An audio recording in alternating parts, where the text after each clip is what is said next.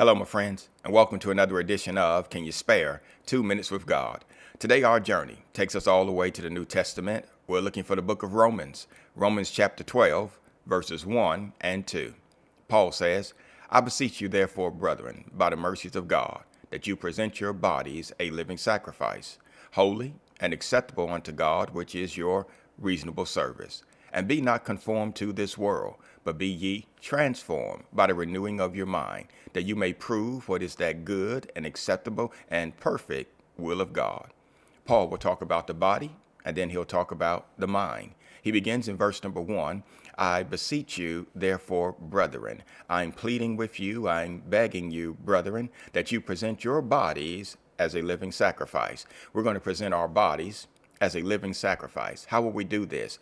Holy and acceptable unto God. Then Paul says, which is our reasonable service, or this is our rational or logical service, that we should be presenting our bodies as a living sacrifice. Then he goes into verse 2 and he begins to talk about the mind.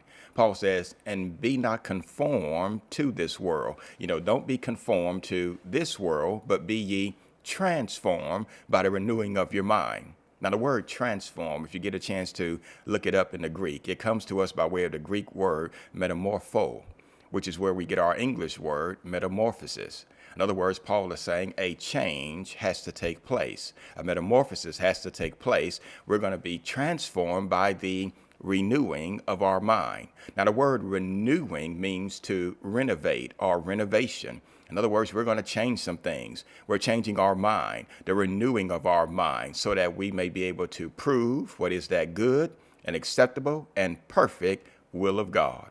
Take care, my friends, and have a good day.